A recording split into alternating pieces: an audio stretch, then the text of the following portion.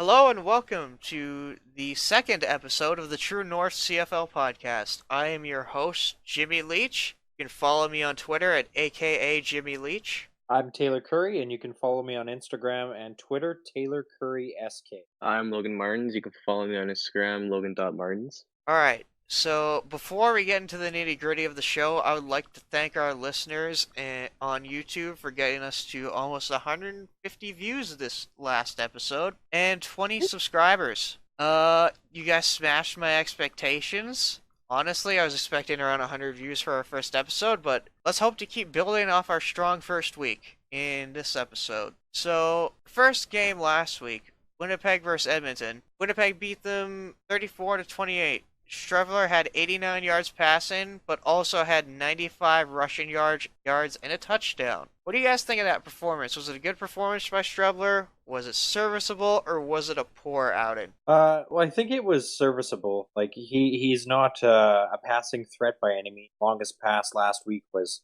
17 yards, and he went 7 for 17. No touchdowns, no picks. So I think he's serviceable, but he'll have his work cut out of him. Saskatchewan. Yeah, same with Taylor. I Trevor, he can't.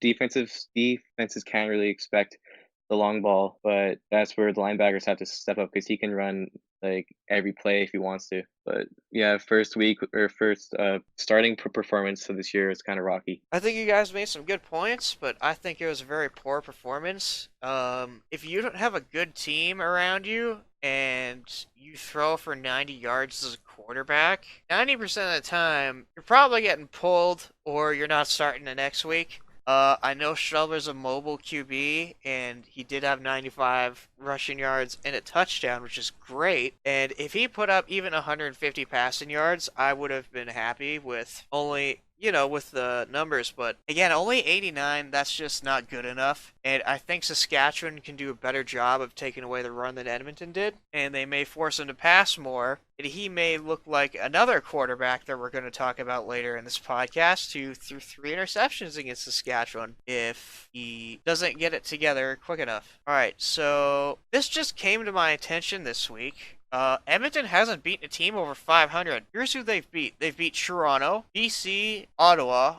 and, well, I know they're over 500 right now, but they beat Montreal in week 1. Is this an indictment on the Eskimos, or are they still a good team in your mind? I think they're okay. Like they have a lot going for them, but once playoffs come, I think it'll be a different picture. Like they've got a really good receiving core. The running game hasn't been as strong as of late. Like CJ Gable only had 53 yards last week, and his longest run was a 34-yard run. So I mean, most of that came off one run. I think they'll be okay, but once they start playing some better teams, I think they're going to start struggling. Yeah, but Edmonton, they probably have the best team on paper, but they have like almost arguably the best receiving core in the league with Collins and Daniels, and of course Harris, and then Gable in the backfield, and then their defense, Anthony Orange, the rookie Diggs, he's been outstanding. They just need to put together wins and try and find a way to beat teams like Calgary and the Bombers because they've played Winnipeg twice and they haven't scored a touchdown. Yeah, that's true. Good. Trevor Harris is a lot of things. He's a very streaky quarterback for sure. Sometimes he'll be, throwing 400 yards and a couple touchdowns. Sometimes he'll do nothing, and sometimes he'll throw a lot of yards and no touchdowns. He was like that in Ottawa too. I feel like that's the same for Edmonton. As for their receiving core, yes, they probably have one of the best groups, if not the best group in the league. Their running back situation, yeah, I'm not a CJ Gable fan. I think Shaq Cooper honestly might be better for them, I think they're a good all-around team, but I don't know if they're as good as a team like Saskatchewan or Calgary or Winnipeg. They're not in that tier, but I'd say they're the tier below those 3 teams. Good point. All right, so on to our next topic. Oh yeah, can Winnipeg's rushing game carry them through Labor Day and the Banjo Bowl? No. I like that. Simply Just a straight answer. Just no. Yeah. Especially when you have no Harris this week and there's talks on who they're going to start this week. I mean, their best running option this week might be Chris Strevler, and going against that Saskatchewan D with Derek Moncrief and Nick Marshall, Ed Gainey, Mike Edom, anyone on that D line too. Like if he takes that one bad hit, they're down to their third string quarterback. So I think they're in trouble for the next 2 weeks for sure. But can their quarterback that's third string, can he throw for more than 89 yards? That's what I want to know. Oh, I'd hope so, but probably. Yeah. Yeah, their run game is.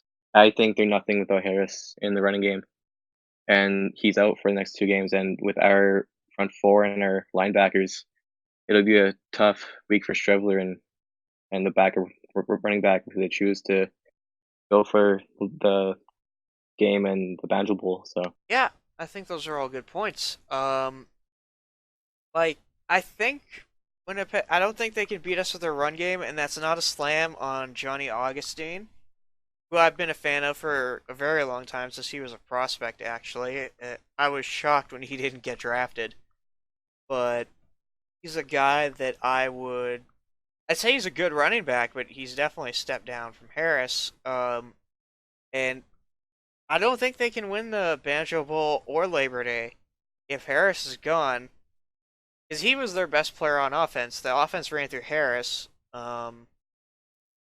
But yeah, with Augustine being the starter now and Chris Shulver being the quarterback, I don't think Strebler can beat the Riders with his arm, and I do not think they can win with just the running game. No, not at all. Well, okay, so back to the Strevlers Nichols discussion. So can the Bombers keep Strevler and Nichols for next season, or will they have to let one walk in free agency? I think there's a chance that they both come back, but depending on how the rest of the season plays out, I think they'll be left with just one. Not sure which one, but I mean, it really could go either way. But I mean, if someone's willing to give the right price for Nichols or Strevler, say Ottawa or Toronto, or who knows, even BC by the end of the season, anything's really possible. I agree with Taylor in the most part. Just I think either the one they keep, and so the one that they let go, I don't think he'll be picked up maybe by Ottawa, but every team seems to be winning with their quarterback. So Interesting. Good point. Yeah. Yeah. I would say I think Strebler tests the free agent market. I think Nichols stays in Winnipeg for sure. But I think Strebler tests the market to see what he's worth, and I think maybe Ottawa takes a sniff and maybe they think he's something, or I think they're the only real team with a pressing quarterback issue, because you could have argued Montreal, but they're good with VA now. Um, Hamilton, they're probably going to keep Mazzoli. Thinking of who else in the league could use a quarterback, like Toronto, Macbeth's getting hot, and they've got a lot of similar tiered guys there. I think Ottawa, like, if it keeps playing out the way it is, Jonathan Jennings will not be on that team next year, and it's starting to really show that Dominic Davis is not a number one guy in this. I wouldn't mind seeing a bit more of Jennings before I throw him out, but yeah, Ottawa, I think, is the team that's going to be interested in whatever quarterback shows up on the free agent market, whether that's Strevler, Vernon Adams. If somehow Mazzoli gets to free agency, any of those guys, I think they're going to look at the best quarterback available and they're going to throw all the money in the world to get a quarterback in there because they are not looking good this year. Yeah, absolutely. So Willie Jefferson had an outstanding performance with 3 sacks against Edmonton, who, may I remind you, before that game, they had only allowed 3 sacks the entire season. So is the old Willie back that we used to know and love in Saskatchewan? Yeah, I mean, it seems that way. I was kind of underwhelmed by his performance so far this year, but definitely changing my opinion fast. I mean, 3 sacks and a couple forced fumbles last week. He managed that game, and I think he won it for them in the end. Really, that's yeah. yeah, Willie definitely had a slow start to the season, not meeting expectations because of what he did last year for the Riders. But then he started picking up, and I every game I've seen him at least get 2 or 3 knockdowns, and that's what we're used to seeing out of him. That's what we expect from Willie. So I definitely remember the days of Willie Jefferson in Saskatchewan and the way he played. I think that yeah, he's back, and I think the rest of the league should be mighty scared of a Willie Jefferson that is coming back to life now. He's only 2 sacks behind Charleston Hughes for Ooh. leading sacks. Yeah, so it'll be interesting to see. A lot of people are saying he might not even get 10 sacks this year, but it looks like he might. Well, and you look at last year, like Willie had 10 sacks all year last year and 2 forced fumbles all last year. Mind you, he had 2 touchdowns and 2 interceptions, but he's almost at or surpassing his stats very soon from last year. Yeah, pretty much. I think that might be because he's the number one guy in Winnipeg on that offensive line, but I'm not sure. But either way, it's good to see Willie Jefferson back in a dominant form. Absolutely. On to our next topic, where Saskatchewan crushed the Ottawa Red Blacks 40-18. It was a very lopsided game. Davis threw 2 straight interceptions and got pulled. He threw 3 in total. I don't know what he was doing out there. It looked like he was colorblind. Um, Overall, the Sask defense had 5 turnovers. So, are we ready to declare the Chris Jones hangover done?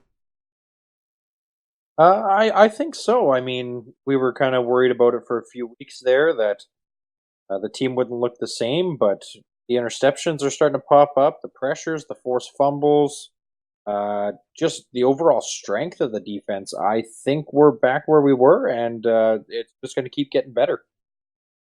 Yeah, I don't think we had as much confidence as we did last year. At the start, there was a couple new guys in there, and of course, with Jones gone, he was a defensive coach, and so they really need to click with the new coaches to try and get in with like their system. But I think we're starting to see the old SASD that we saw last year. I think so. I think now that the guys have gelled, especially that secondary, that defense is going to be more and more dominant as the year continues. And it's nice to see the Riders who were leaning on their defense this year having a defense that is close to last year's level and an offense now that is one of the best in the league. Yeah, So, with that being said, after Dom Davis's horrible performance, does Jonathan Jennings get the next start for the Red Blacks? I th- I think he does, but just because you have no other choice. To me, Ottawa is kind of a dumpster fire just starting here. You look at Jennings; he was 16 of 26 last week. He did have 208 yards, but uh, I I just think he gets it out of almost a mercy pass. yeah. I think Ottawa they get an excuse for being, you know, like you said, just a horrible, just a complete mess. Because their like entire offense basically left last year with Powell gone to Sask, Harris to Edmonton, and then Ellenson also to Edmonton. But they do have a bye week this week, so I think they'll have some time to try and figure out who's the best to start. But I do think Jennings should get a start with how he performed in Saskatchewan after Davis got pulled. I agree. I think Jennings should start the next game. I really don't see how he can't after that horrible Dominic Davis performance.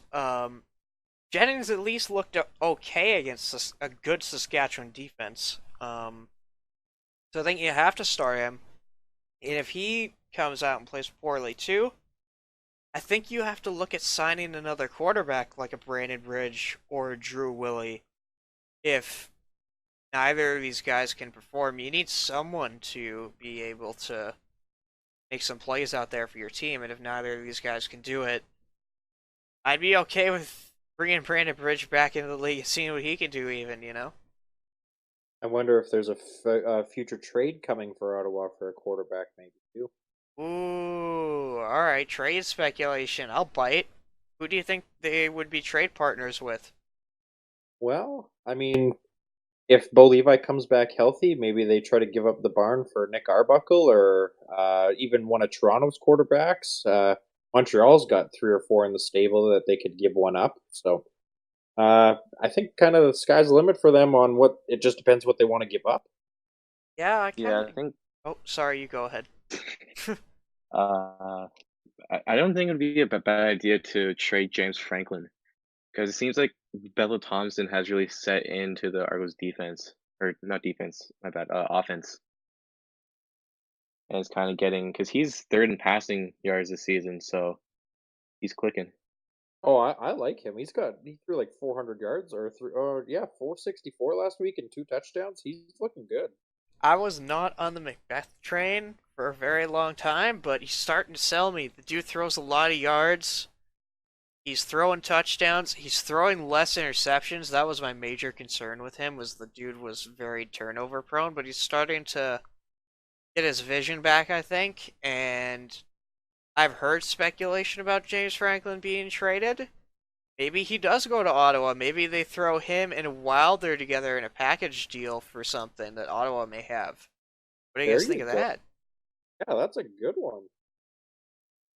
So Hamilton squeezed out a win against BC 13-10 this week. Mike Riley has been sacked 63 times. Wonderful. How much more of this can he take? Well, I mean, he's pretty old. Like he's getting up there, so I don't think he can take much more of it. I mean, 34 years old, and you're getting sacked that many times, and you can see it's starting to weigh on him more and more every week. I'm surprised if he doesn't request to be released at the end of the season if this like keeps happening. Because obviously that it can't be that fun. Like he's not enjoying the game if he's being sacked that many times. Yeah, I agree with most of that. I've seen a lot of uncharacteristic things about Mike Riley. I've seen him swear on the field, just death stare O lineman like in this last game. Um, if you guys watch the game, you know what I'm talking about, where a guy just blew up a right tackle right off the snap. The guy didn't even touch, he didn't even try to block the dude. And Riley just got decked from his blind side and just gave the guy the death stare. But Yeah, remember, Riley's Mike Riley's contract is for 4 years, well, he's not so going, he's gonna last 4 years with this team. and with that, his millions of dollars, whatever it is. Yeah, maybe he'll take a pay cut so they can bring in some more. I think that it's either that or he's going to restructure his contract for a shorter term and a bit more money so he can like take the money and run sort of thing. Absolutely, yeah. But yeah, I don't think he can take 4 years of this. No, he won't be able to. All right, so for the worst team award of 2019, who is your winner right now? BC or Toronto or Ottawa?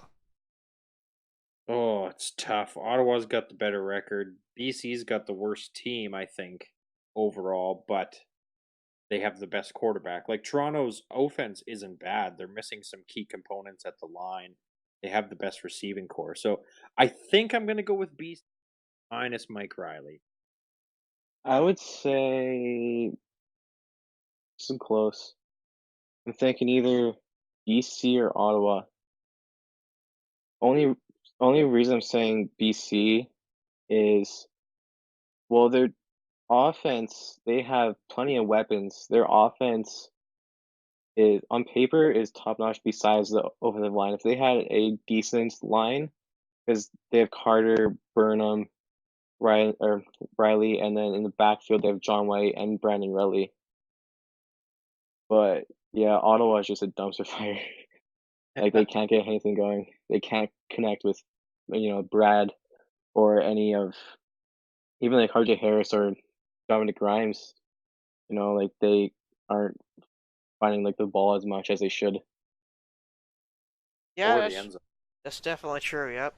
Um, I think the worst team, honestly, is Ottawa. Um, I don't think they have a single quarterback. I can't say that about BC. BC has a very good quarterback. If they're an example of they have a great quarterback and no team around him. At Ottawa, I kind of want to say it's a bit opposite. Like they've got some good players on that team, but they don't have a quarterback. And that's why you've seen drop offs from guys like Sinopoli, who is a 1,000-yard receiver, but he isn't getting thrown the ball because the quality of the quarterback isn't necessarily there, whereas it was last year, Trevor Harris. Well, I agree with that. I think too you can reflect on last year and look at Saskatchewan when they had Brandon Bridge playing and when Zach was hurt, and when you don't have a quarterback, really, no matter how good your team is, you're gonna lose. Yeah, I'd agree with that. I think that's a fair thing to say. All right, so with Deron Carter being so quiet and everybody saying, "Oh, he's due for a big game. He's due for a big game," but we're in what, week 11 now, and still hasn't done anything. So is it time to give Ryan Langford a chance?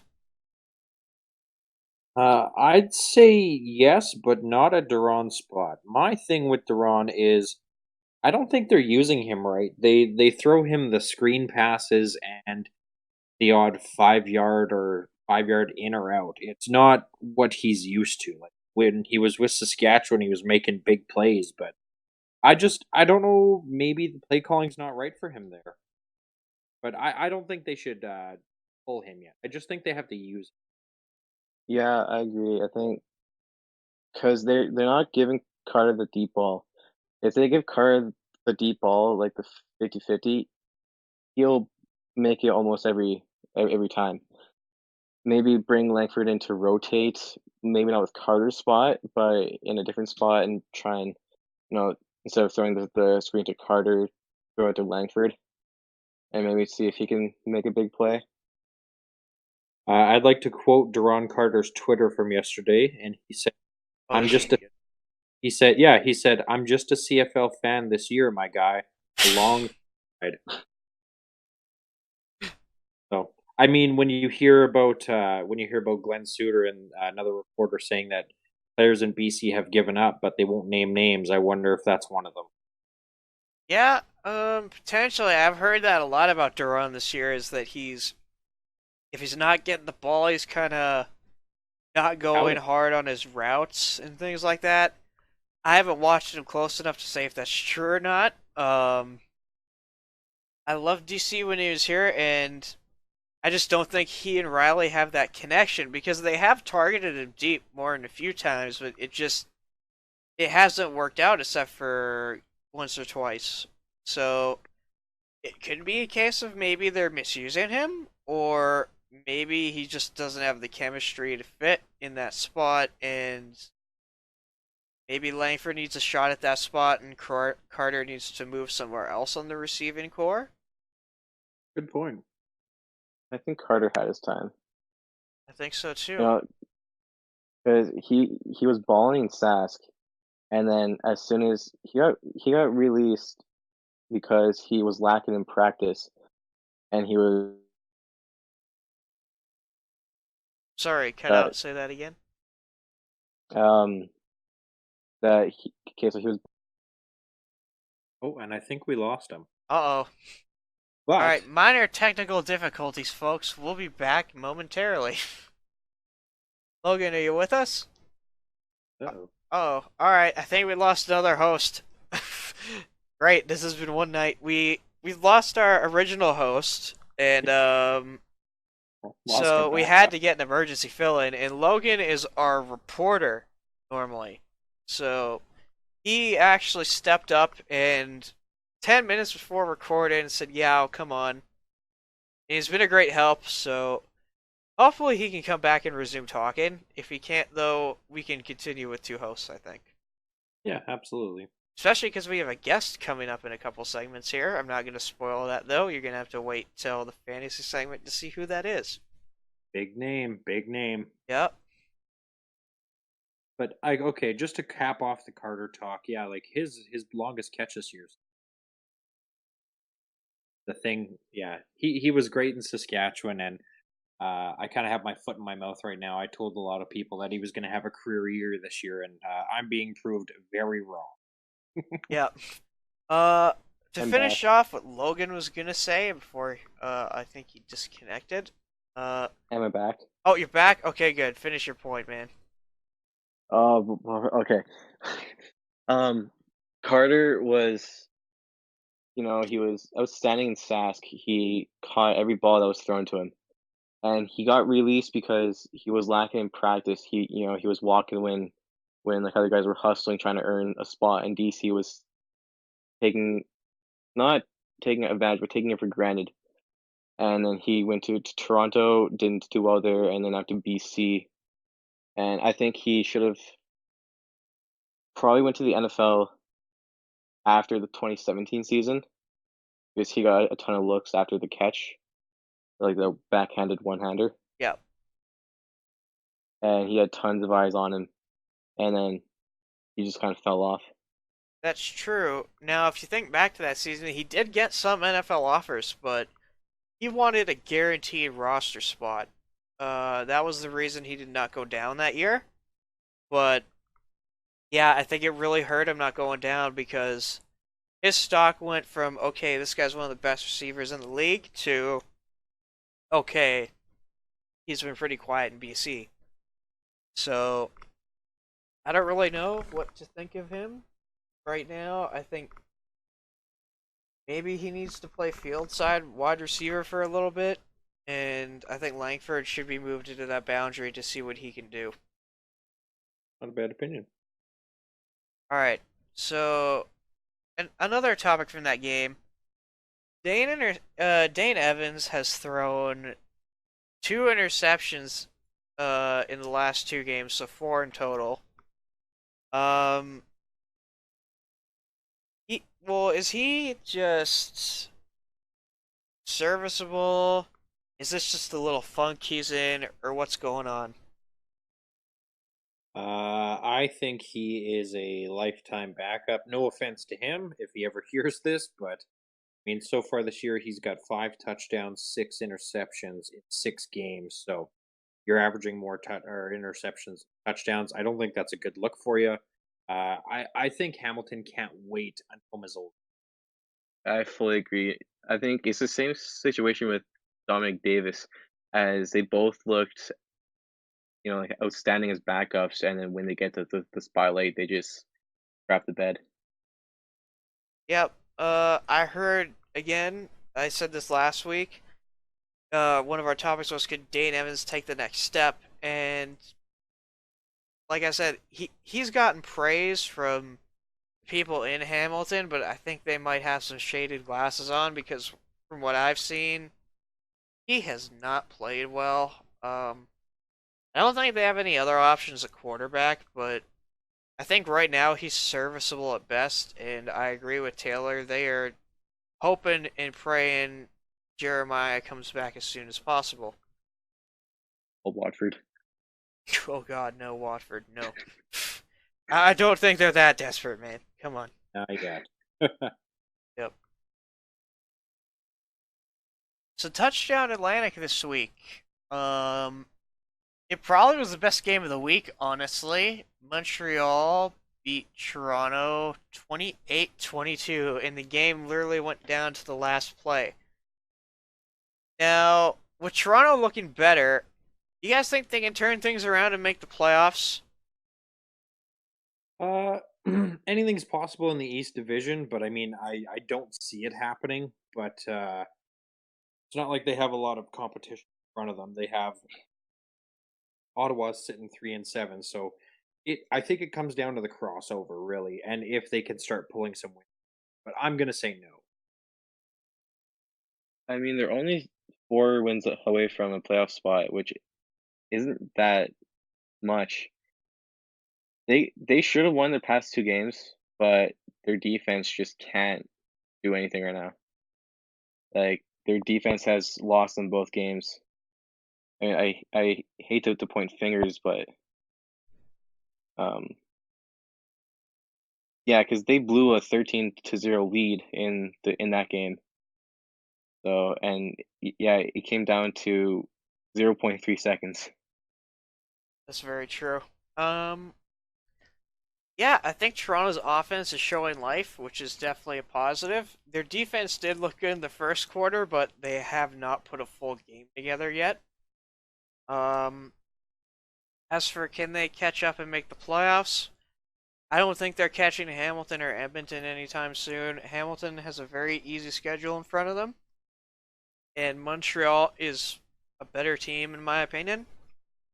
So I think they get third in the East, and they have bright spots to end the season with, but I don't think it's anything more than that. I think that's a good point. Yeah, they can't close out games. That's Toronto's big problem right now. I think because I've been saying this for a while. I think well, Hamilton's been asleep for basically 2 weeks because they barely went against Ottawa and they barely beat BC. They've only scored 2 touchdowns in 2 games, I think. Yeah, I think that's close to correct. Yeah. Do you think that's an indictment on Hamilton as a team, or is it a compliment to those other two teams? Um, I think Hamilton's barely just getting by. Like I think they're getting lucky in the games that they're winning. They'll make the playoffs, but I think like they'll be around 1 or 2 elimination. Yeah, I think yeah, I that's think fair. Oh, sorry. Go ahead. um, I'm gonna predict the East right now and say I think Montreal will clinch first, and then Toronto will get second. Ooh, that's bold. You think they can catch up and pass Hamilton? I think Hamilton is falling off. Oh man, that's bold. Part of me wants to go with you on that one, but I just can't.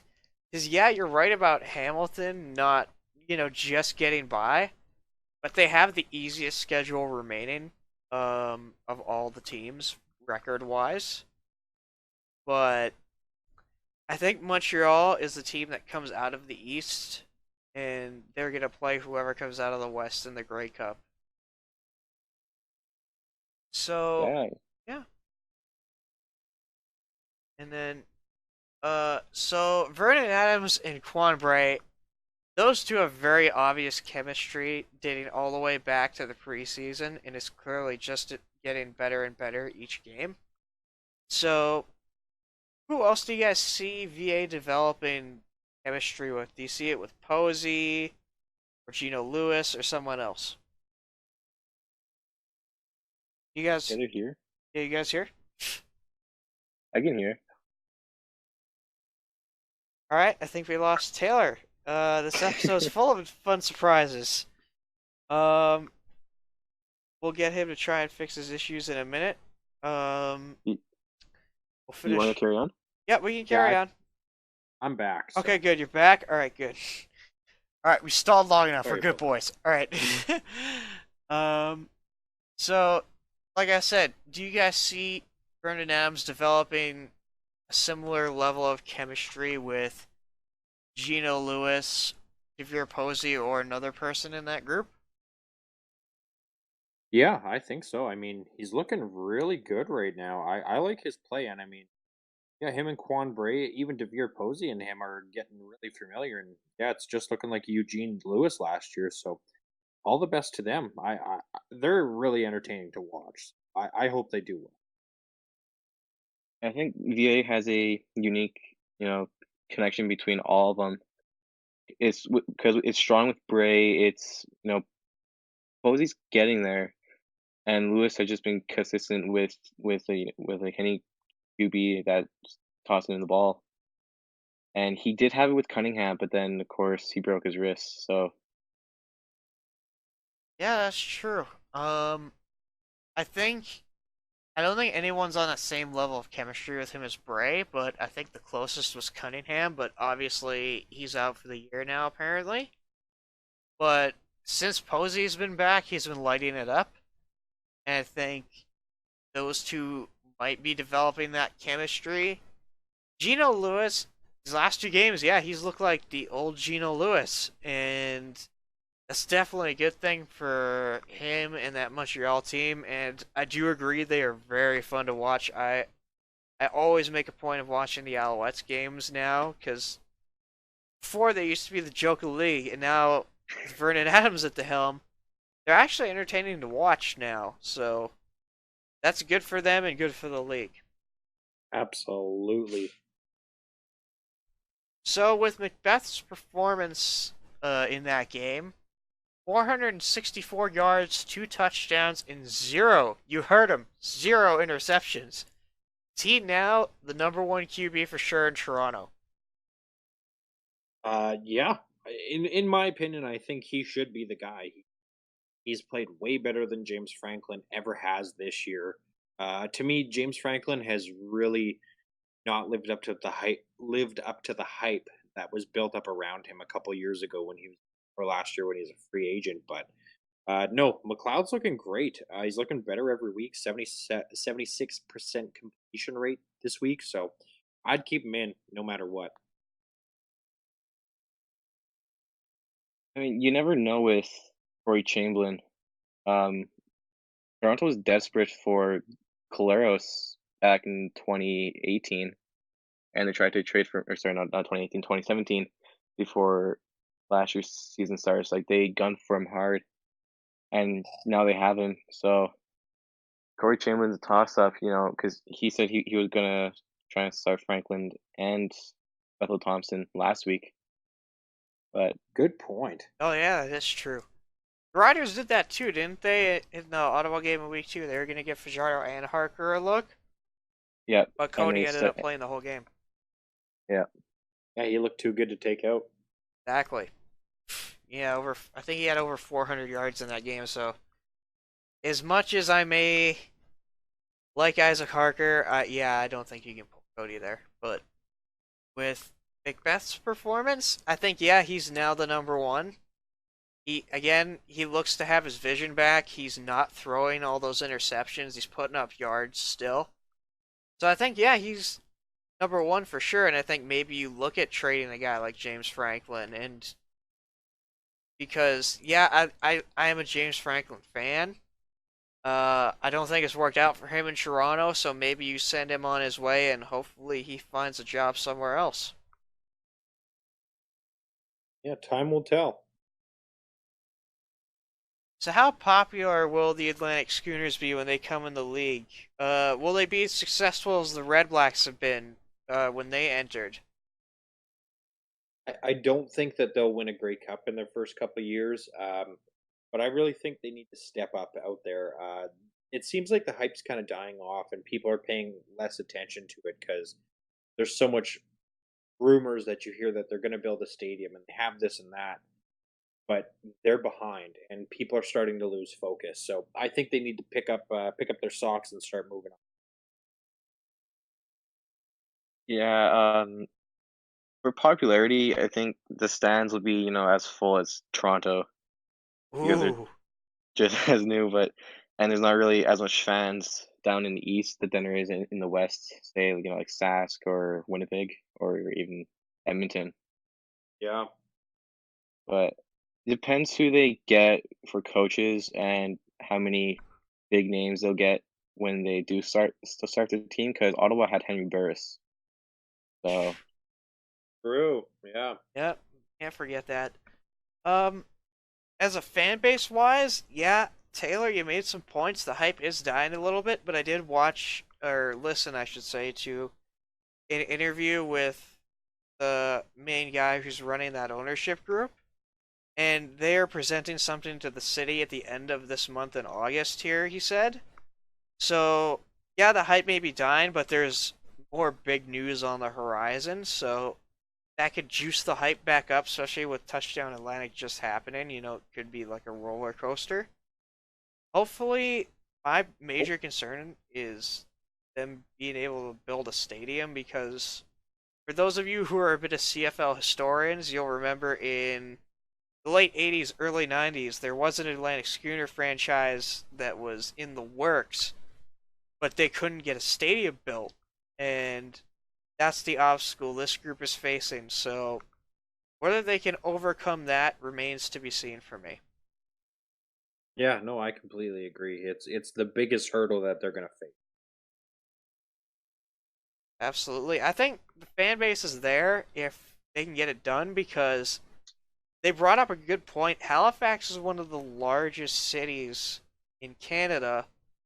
Doesn't really have a facility like a football stadium on a large capacity. I know they have a pop-up stadium for a soccer team, but a bigger stadium will draw concerts to Halifax that they wouldn't normally get. Like, look at Saskatchewan. Yeah. Would a guy like Garth Brooks show up to the Brant Center? Of course not. You know, so Yeah, he'd go to. yeah, you go to Stoon. So I think the Maritimes would benefit from having that, and not only on a football level, but from just a general entertainment level. And it's a good part of Canada. So I think people will come in for games even if they're not from Halifax. I think Halifax is a big enough city to support a team. Yeah, I mean you're close to the states too, so I mean you could draw in some attention from there too for lots of events.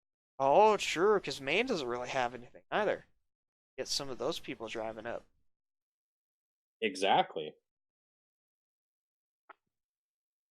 All right, so now we get into the juicy topic of this podcast, fantasy. And for fantasy, we have a special guest for this segment this week. Today we have on CFL Commissioner. Commish, where can people follow you? Plug yourself.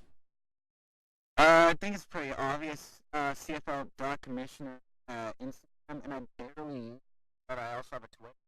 CFL underscore commish. COMMISH. I have a Snapchat I never use. I'm not going to get into that. All right. Get him verified. Yeah, get him verified, boys. He's got over 2,000. I've requested verification. I don't know how Randy Ambrosi would approve of that. I think I just used a photo of Randy Ambrosi because you needed like a photo for identification. I think I just searched Randy Ambrosi on Google. That's great. All right, so we'll get into the fantasy now here. Is it time to pick a defense every week? I know I said last podcast that defenses are very situational in fantasy, but I ended up eating a lot of crow last week. 3 defenses scored more than 10 points. So are defenses now are you strongly looking at them, or is it still situational, or are any of you still team no defense in fantasy? I think it's situational. Like I'm taking the Sask D this week, and that's just because they're playing Strepler and they have no Andrew Harris. So I think it's good. Yeah, I don't go with defenses often. This week is my second time going with the defense. I picked BC in week 1, and then I'm picking Sask this week. But I wouldn't really have a defense often because I would rather have that good receiver like Collins. You know, I would rather have Collins or like besides like a defense, and then like Ackland or somebody. I'm still on the no defense train. I'd say it depends on which week it is. Like, I don't like paying 3 to 5K a week just to get 6 or 7 points. If I'm gonna start a defense, I want them to get at least like 12 plus points. Yeah, that's fair. That being Oh no, sorry. Go ahead. That being said, I am starting a defense this week because Trevor is not a good passing quarterback. He did break 100 last week, so that's going to shut down passing yards and receiving yards. And now that they don't have Harris, I don't think Augustine's going to have a good game against the Riders. And if they're just going to run with Trevor, I feel like that's predictable and we can just shut that down. Yeah, I think a lot of that's true. I'm still on situational defense train. Every week I'm not picking a defense. I'm sorry, I'm not doing it. I've done it in the past, but just with the way the cap is right now, there's not a lot of flexibility, and you gotta save every dollar you can. So, yeah, I'm still on situational defense. I do have the Sask defense this week. Because of previous reasons stated, they're playing Chris Streveler, and with Trevor Harris suspended 2 games, I don't think they can beat us with the run either. So Sask D is a good pick this week, in my opinion. All right, now Yep. should we? I know this isn't for this week, but should after last week's performance from the Montreal running backs, should we stay away from that situation of William Stanback and Jeremiah Johnson? Well, it's going to be interesting to look at the next couple games here. Looking scary. Like if they didn't play back until just like 10 seconds left in the second quarter. So they play BCU next week, so it could be dual backs again, which is not good for fantasy. Yeah, I think Jeremiah definitely deserves a spot. I don't think Stanback should get kicked off the starting spot, but I don't think Jeremiah should either. I think they'll do like a dual running back, like in like the NFL, like Ingram and Kamara. They both were deadly in the backfield, but they like split carries, so both of them were fresh, and I think that they'll do the same with Stanback and Jeremiah. I'm doing like the Montreal running backs right now. Outside that one game back had against Hamilton, he has really been putting up 10 to 15 points a game, which is not great for a 9K running back. If if I'm spending 10K on a guy like Andrew Harris, he's gonna get me like 20 to 25 a week, almost every week. And I don't want to spend a lot of that money on a guy who's not going to get me much. And if Stanback is healthy, I don't like having Jeremiah Johnson split in reps with him because it doesn't get him that much points either, and it just makes Stanback even less valuable. Yeah, a lot of that's true. I think a lot of that split back situation we saw was just Stanback coming back from injury. At least that's what it was kind of led on to be. So I'd keep an eye on that situation. But yeah, for now, I would stay away from them when they play next, and go from there. If Stanback gets the majority of carries when they play next, maybe he's a safe pick if he falls down to that 7K range. But if he still is at 8 or 9K and they're splitting carries, yeah, I'm not. I'm staying away from that. Yep. So is Bo an option this week in fantasy if he returns? Now, for those of you that remember, he was close to being ready against Montreal, but ended up not going that game. He's had an additional week on bye, so it is very likely that he returns this week. So is he a viable fantasy option for you guys? No, and it's just a couple reasons. I mean, so far this year he's 3 touchdowns, 2 picks, which I mean he's only played 2 games, but he'll have some rust definitely. He hasn't played since week 3, so there'll be some rust. So he'll be a fantasy option down the road, but if he plays this week, I'm saying no. Absolutely not. Um, it's kind of like a hit or miss this week because since it's his first week back, he could either crap the bed or he could have like another like 400 yard 4 TD passing game. Um, Funny you say that because I'm going the exact opposite way. As of right now, I have believe if not starting by Sunday morning, I'll swap him out for Cody Fajardo so I don't take the risk. But if before that, I hear that Bo is going to play, I'm going to keep him in because Bo, he puts up good stats every game, and he's got a lot of good receivers like Reggie Bagleton, Keith Ambles. Oh wait, Ambles, yes. Michaelton? I said Bagleton. Eric Rod. Ju-1. Rogers. Rogers. Yep. Got a lot of good receivers that can catch the balls, and Don Jackson as well. Oh Can be allowed. He's gonna get at least like 15 points, which pretty good for a guy who's only 9K at quarterback. Not the best, but it's definitely not the worst. And you gotta spread the money around, so you just gotta make it work. Interesting take. I am also gonna say no because look at his price again. He's $9,619. Now, Bo, as good of a quarterback he is in real life, he hasn't always been the greatest fantasy quarterback. True. Yeah, a lot of weeks he puts up, around 15 to 20 points. So, generally, yeah, I'm staying away from him, even if he's, playing. Usually I try to stay away. There are better options that are cheaper. Like McLeod Bethel Thompson this week could be a better option. He's only $9,000, and you have Cody Fajardo, who is $7,700. He gets also those rushing points, so if he runs one in for a touchdown, that's 6 points. Whereas Bo does not do the 3rd and 1s or goal line for Calgary. So for me, for that price tag, I'm staying away from Bo. Yeah, I'd have to agree with that. Right. I got no thoughts. What about you, Kamish? I mean, you already know what I'm doing. Yeah. I'm starting Bo. I know. I just wanted to see what you had to say about my opinion. It's alright.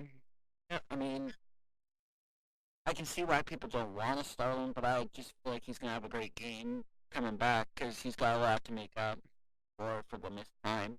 Yeah, that's true. He could be playing with a chip on his shoulder. Yeah. Alright, so each week I'm going to compile different picks. I do value picks and best positional options. And you guys tell me if I missed somebody. So, for my value picks this week, I have Tavon Smith at around 3,300, Jalen Acklin at around 2,900, and Richard Sandani / Herji Mayala for 2,500 because I always want a $2,500 option in there. What do you guys think of those? Am I missing somebody? I think those are good. I think you could maybe add Edmonton number 3 wide receiver. I'm gonna butcher his name here, but Nady Ajay. Natea J, close but not quite. Yeah, there we go. I mean, he's for $3,300. He's not too bad. Other than that, though, you're getting pretty slim. Maybe Chris Matthews, but they're not going to throw in Winnipeg this week. So, yeah, I think you're pretty spot on. Maybe for this week, maybe Manny Arsenal, 3,600, because he started to click last week, so he might go off. That's true, but he doesn't Best qualify for that quote unquote value picks because the definition that we're using is 3,500 and under. But I do agree, Okay, so Manny just is a 100 legit option at receiver this week for sure. I know I've had him in one of my lineups that I'm considering. So yeah, I might take him. He's on an upswing. Montreal might take away Shaq Evans and Kyron Moore, so they might look a bit more to the Manny show. So, See how about about you, Kamish? I was considering Kenny Lawler just because I'm not Montreal, I'm Winnipeg. They've got a lot of good depth, so they're gonna try. So the Riders are gonna put their corners on them, but that leaves a guy like Kenny Lawler to maybe do something. Yeah, sneak in the slot for sure. Oh yeah, that's true, but I don't know. I'm staying away from most Winnipeg receivers this week. I think there's one exception, but we'll see. I think I know who that is. Yep. It was our other host Locke. He had to drop because he was sick, but I'll still mention it when we get to that. I'm staying away from Winnipeg right now because I don't know what Strevler really is. And once he maybe gets to throw a bit more, we'll see who his favorite targets are and go from there. But until then, I'm going to stay away from all Bomber receivers, and that includes Kenny Lawler. Another $2,500 option for you guys to keep an eye on is the Hamilton situation. If Tasker is still injured, I know Marshall first name, Jalen Marshall, started for them last week. He didn't record a reception, but they might throw a guy like Marcus Tucker back in there to see what he can do if, again, Tasker's still hurt, and that might be a decent $2,500 option for someone to consider. Absolutely. Alright, so now we go from our value picks to the best positional options this week. So for quarterback, right now, again, this is bang for your buck picks. So guys like Trevor Harris that might put up a high amount of points, but you have to sacrifice most of your lineup will not be on this list. So for the best positional options for quarterback, I have Macbeth and Cody Fajardo. What do you guys think of those picks? Yeah. I mean, I got Cody in my lineup personally. I'm definitely not taking Chris Strevler. McLeod is a great pick. I mean, he doesn't win, but he puts up points. Dane Evans isn't good. Trevor's too much money, and Nick Arbuckle is very hit or miss for fantasy points every week. Yeah, I agree. I would go with Macbeth, but at 9,000 for what he's doing right now, I don't think that's really worth it compared as 2,000 more for Harris. I actually don't think Evans might be that bad of a pick because he is going up against Toronto, who has a weak secondary. And yep, actually not just a weak secondary, a weak defense as well. But then again, you do see him put up only 13. What was it? 13 points against BC. Yep. That's not good. But if his receivers can actually help him out, then maybe Evans can have a crazy game. But he's a hit or miss guy too, I guess. True. Yeah. You bring up a though, like if it's any week, it's this week. They're in home, or they're at home. Sorry, and they're playing. That is good. Yeah. And it is Labor Day week. True. One thing to take note of, though, is he's thrown 4 interceptions in 2 games. And last week, he only had 3.8 points passing against BC. So, that's a risky pick, but I mean, it could work out for you if you really want some running backs or higher price receivers this week. He might be worth taking. Although BC secondary did actually play a good game first time, I think, all year. You saw Gary Grimes do some stuff on the field.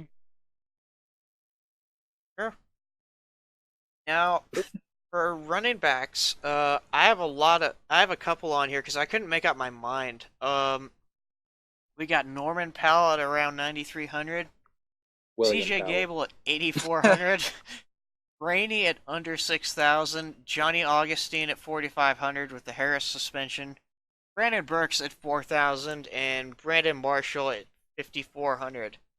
So am I missing anybody there, you guys, or what do you think? Well, I have Cameron Marshall and Johnny Augustine lineup. That's who I'm going with. I think Burks would be a great pick, depending if James Wilder gets started on. James Wilder is worth too much money in my opinion, so I think Burks would be a good pick. Yeah, I also have Marshall and Augustine in my lineup. I don't think Augustine is worth 4,500 if you compare him to John Crockett before he started. He was at only 2,500, and this is Augustine's first start, and he's already up there. But Marshall, he hasn't lost a step since he was in Sask, and Burks reminds me of a explosive CJ Gable. But he's splitting carries with Chris Rainey, so he might not get that many touches. I don't know. I don't think Augustine's gonna have a good game. I think I've said that already, but Saskatchewan, they have a lockdown front seven with guys like Trustin, Leonard, Derek Moncrief, Cam Judge, Donnell Mimian. I feel like they can just lock them down because they're not gonna be passing so very much. So if they can just stop the run, that's their main priority right now. If they can just stop the run, I think they'll be good. Yeah, I think that's true. I think the logic behind Johnny Augustine being a pick, and full disclosure, I do have him in my lineup right now, is fact that Streveler can't really throw downfield, so there's going to be a lot of RPOs in the Winnipeg offense. So I think he may get a lot of volume, and that's why I think a lot of people will pick him. And just with what's it called? Oh yeah, even though Saskatchewan has that great front seven, I think volume will make up for it, and he'll just get points just off of sheer amount of either catches or yards on the ground. And one thing to remember about Johnny Augustine is he's a good receiving back too. So they could run a lot of screens and different things with him if they so choose. That's why he's lineup. Oh, that is a good point. Check downs are used a lot in football, and they can just wear defense out. Okay, Sorry about that. it's all good. So next I am doing receivers here. For wide receivers, I have Braylon Addison at 6,000, Rodney Smith at 4,100, Corey Watson at 3,800, Jalen Acklin at 2,000 or 2,900. Am I missing any receivers there who are due for a big game that are reasonably priced? Ooh, reasonably priced. See, I got Shaq Evans in my lineup. He's 63 on the higher end, but I think he could have a good game against that defense. But it's definitely going to be tough. I think you got some good picks there. Personally, I got Braylon Addison in my lineup. I think he'll have a great week this week against Toronto. Yeah, those are all pretty, accurate. I think I have Daniels, which is around the same price as Addison, and he's had his best games of the past 2 weeks. He was 178 yards against Toronto, and then he had another big 100-yard game last week. I got Shaq Evans in one of my two lineups. I have two right now, one with Bo and one with Fajardo. If the one I have Shaq Evans is the Fajardo one, because if Winnipeg's offense can't produce, then Winnipeg's defense might be on the field a lot, and they can just and Saskatchewan can just do a lot with that. Like when your defense is always on the field, they start to get tired, and that can lead to the offense just wearing them down. And Shaq Evans can have a big game with that, although Winnipeg does have some good corners. I'm not sure. Yeah, they have a very good pass and run defense with Winnipeg, so certainly some of those picks are interesting, and I will take that into consideration. Yeah.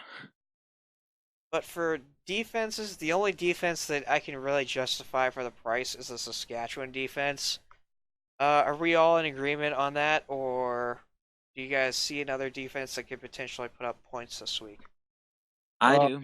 Yeah, Hamilton's defense is only $4,300, so they have the potential. I mean, McLeod doesn't turn it over much, but I mean, if they just can't drive and they're getting sacks or fumbles, even, I think they could have a good game. Yeah. Oh, let's go. All right. Oh, that's Yeah. right. All right. So I guess Sask and Hamilton potentially.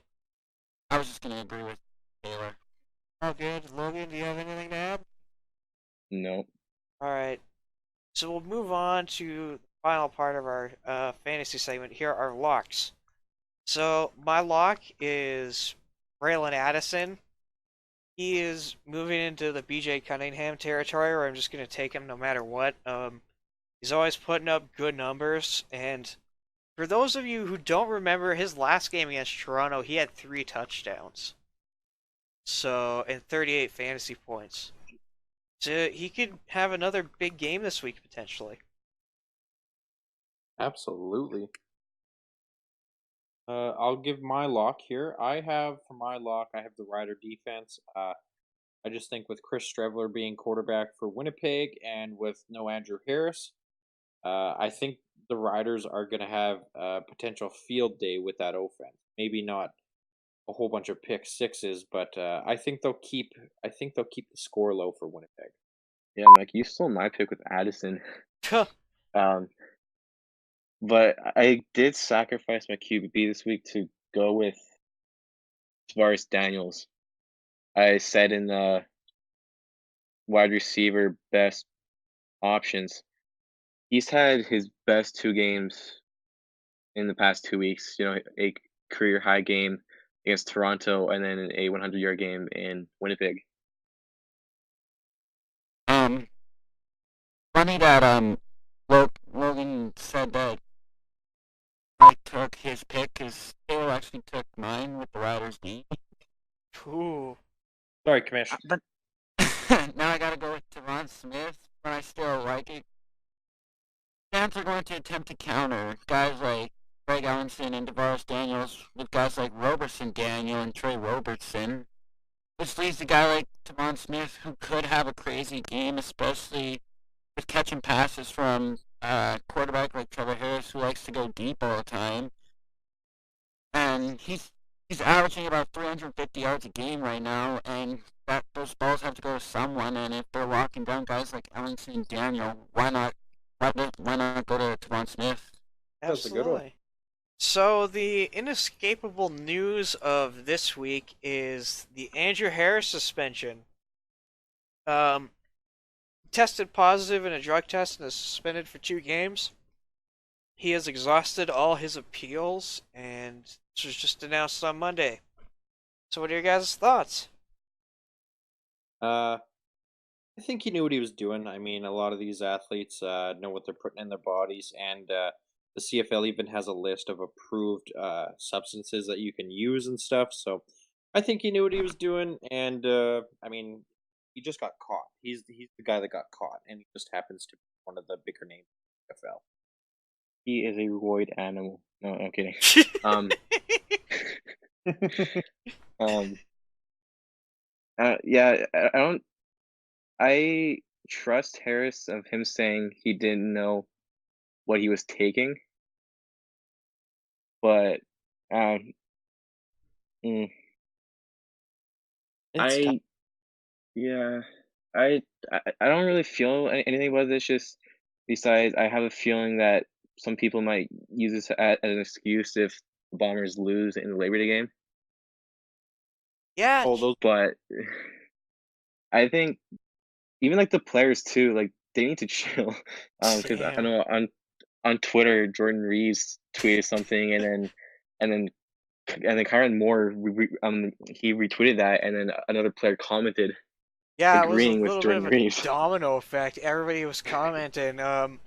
I think who else did? Derek Dennis, Richie Leone commented.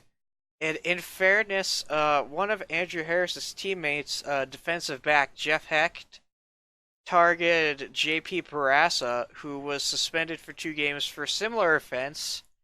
And Jeff Hecht was like, "Dude, do you need a workout plan? I hate when people, try to cut corners when people like him work hard or whatever." I'm wondering what he's saying in that locker room to Andrew Harris.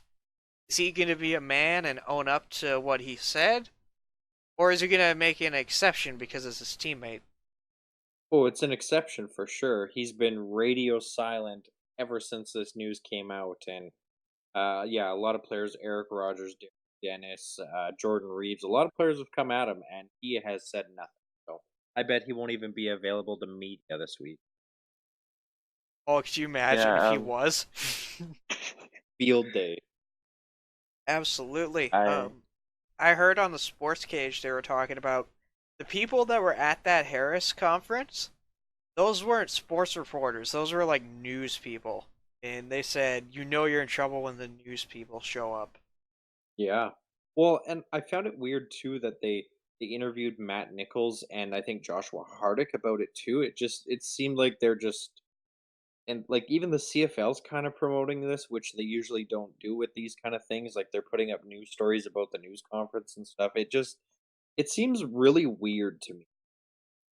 well, didn't a fight break out in the Bombers practice about Strevler and this and an offensive lineman Um, about Harris? I'm not sure. That may have happened. I'm not too sure. What Because that fight was about, but I think the person who told the story in the group chat, it was I think Strevler was trying to signal something to the O lineman, and then Willie stepped in, and it kind of just got out of hand.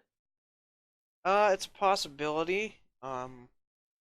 I don't want to speculate on too much on what's going on in that locker room because I imagine a lot of high emotions right now.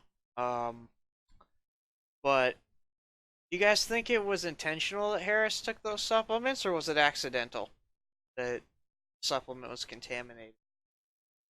He's not dumb. He knew what he was doing. He got caught. That's my. Yeah, I don't.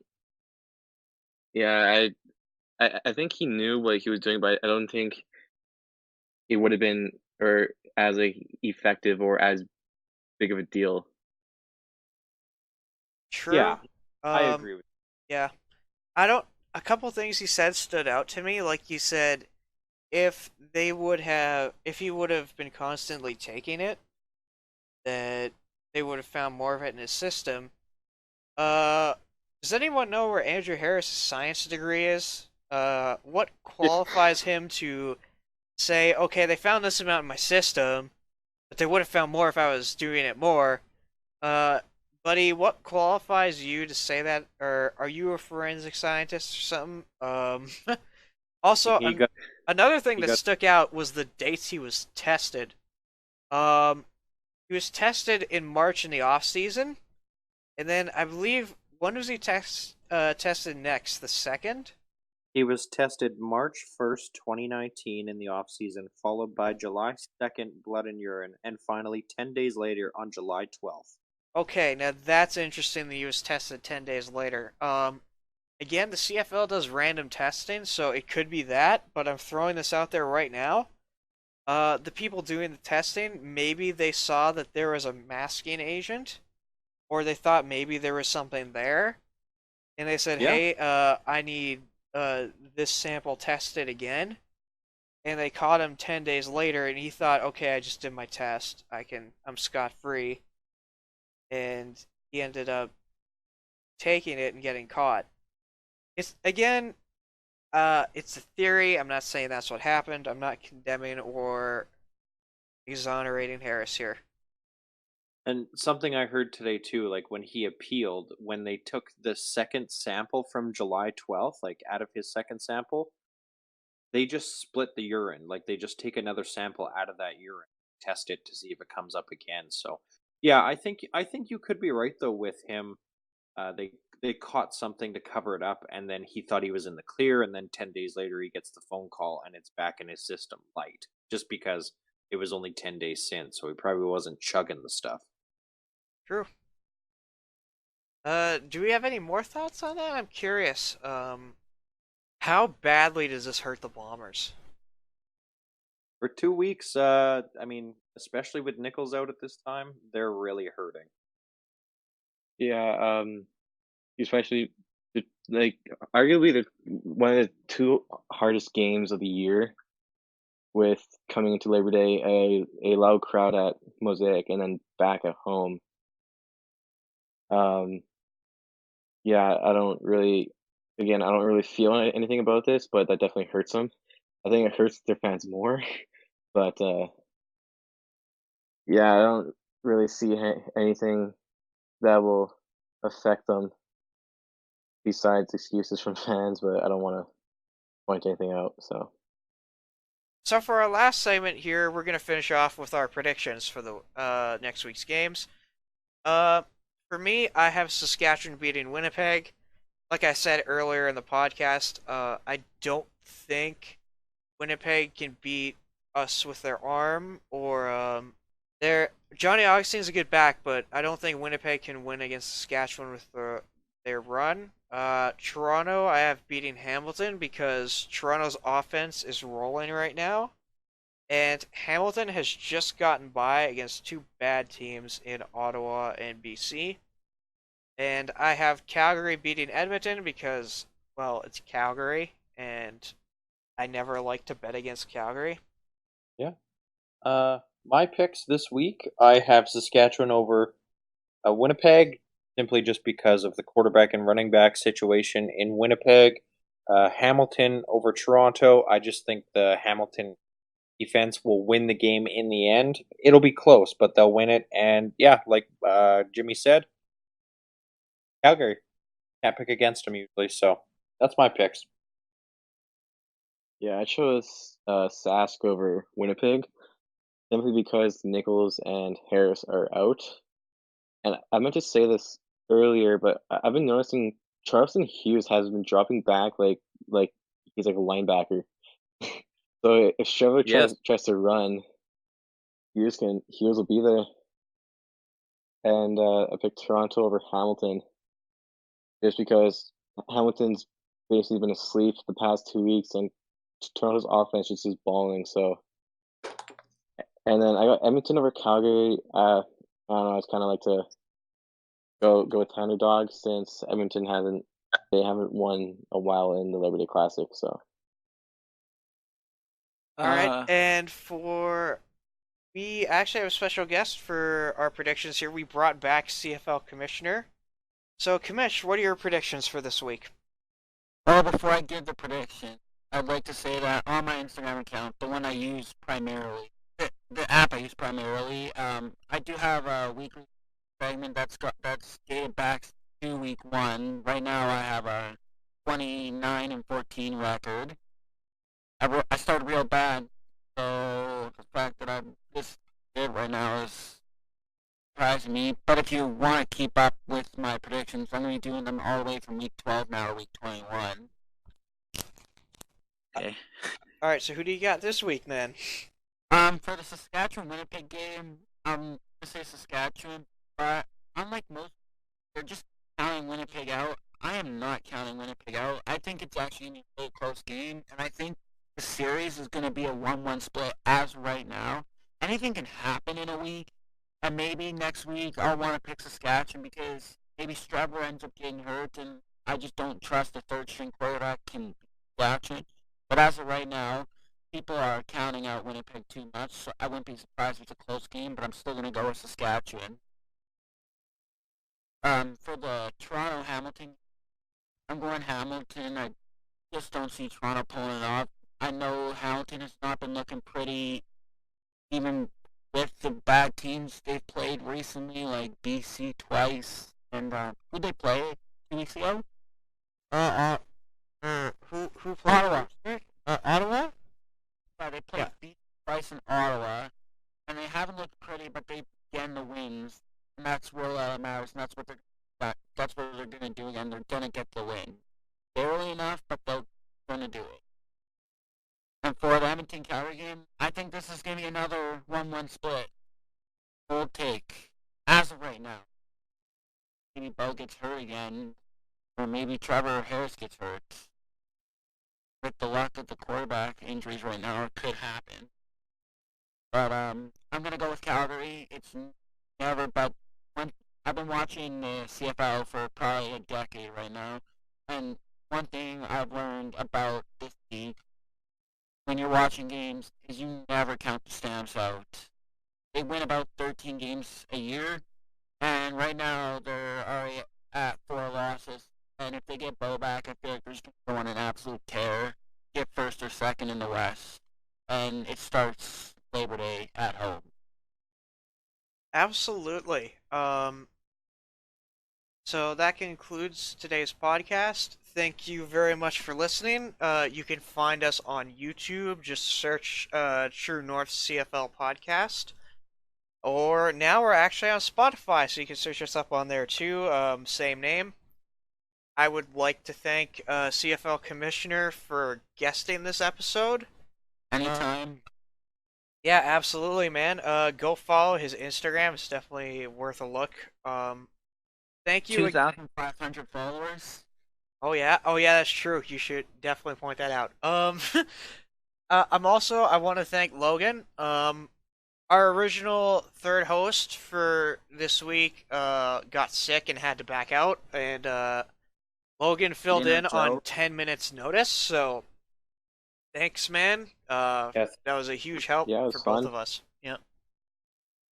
He was supposed to just be our news guy. Yep, he's our news reporter actually. So we actually had a couple more stories lined up for this week, but the Harris news just came blowing in, so obviously we had to dedicate our whole segment to that. But yeah, thank you for helping us out and bailing us out of here, Logan. Yeah, anytime. All right, so that concludes the podcast.